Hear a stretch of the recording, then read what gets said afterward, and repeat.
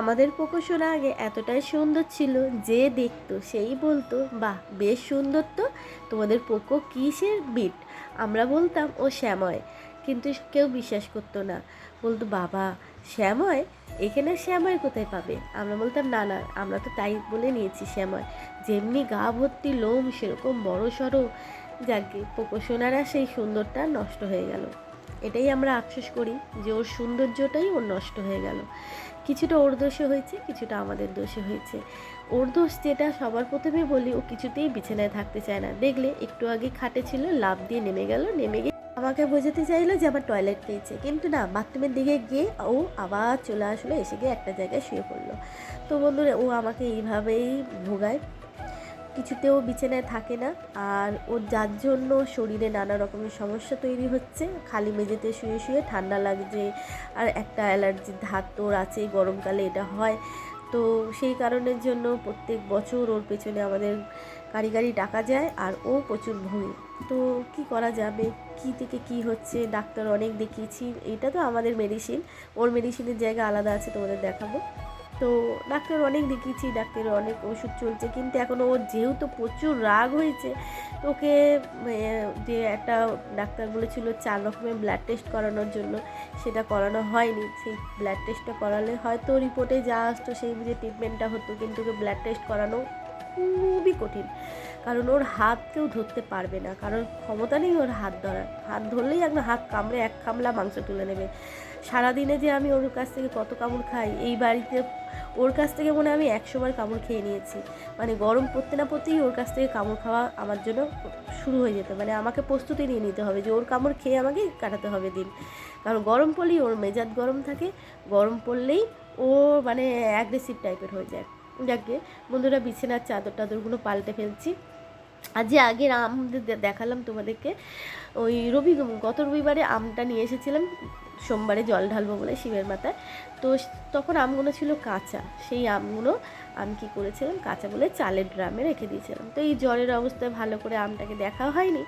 আর আজকে যখন দেখি আমটা এরকম কালো কালো হয়ে গেছে। কত টাকা দিয়ে আম এনেছিলাম, শুধু একটু অখেয়ালের জন্য আমগুলো ওরকম হয়ে গেছে। তো যাকে ওই আমগুলোকে আমাকেই খেতে হবে, কারণ আমাদের ঘরে আম, মেয়ে ও বাপি, ওরা দুজন খেতেই চায় না। আমি যা খাই নষ্ট হবে।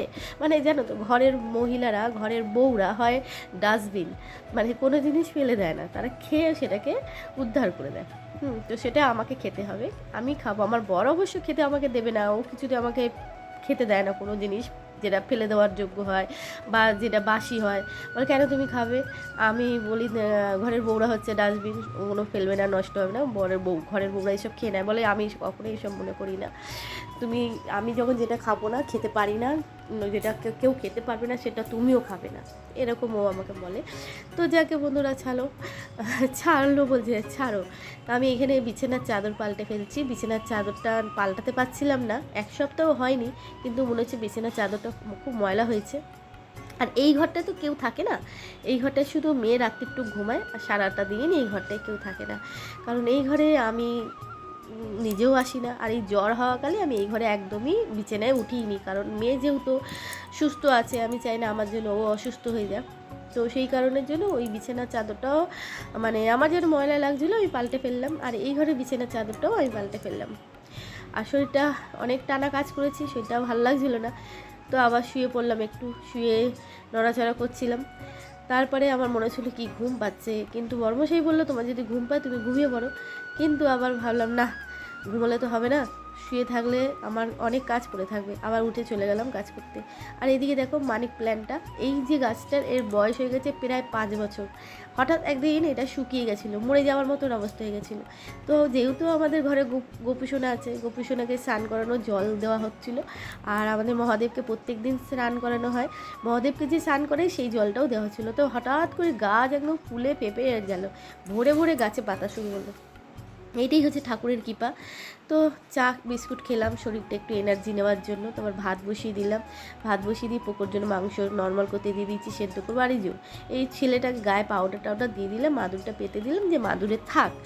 ও মা, সেই মাদুর এক জায়গায় আর ওর এক জায়গায়, সেই বকা জকা দিয়ে আবার ছেলেটাকে আমি আবার মাদুরে টানলাম। সারা শীতকালটা আমার এই এক শাস্তি হয়, সারা ঘর মাদুর পেতে রাখি, কিন্তু পোকো যেখানে ফাঁকা একটু জায়গা পাবে সেখানে গিয়ে বসে থাকবে। এর এই একটা দোষ। যাকে বন্ধুরা, ঘরদোর পরিষ্কার টিপটাপ, এই যে মেয়ের এই জায়গাটা গোছানো, আর আমাদের পোকো সোনার এই হচ্ছে মেডিসিনের জায়গা, আর এটা হচ্ছে ভিটামিন ওষুধ ভেলকোট। এতে ওর গায়ের লোমোটা কমবে, খিদে বাড়বে, আর ওর শরীরটা গরমও থাকবে, তার জন্য এই ওষুধটা খাওয়ানো হচ্ছে। তো চলো বন্ধুরা, ভিডিওটা এই অবধি।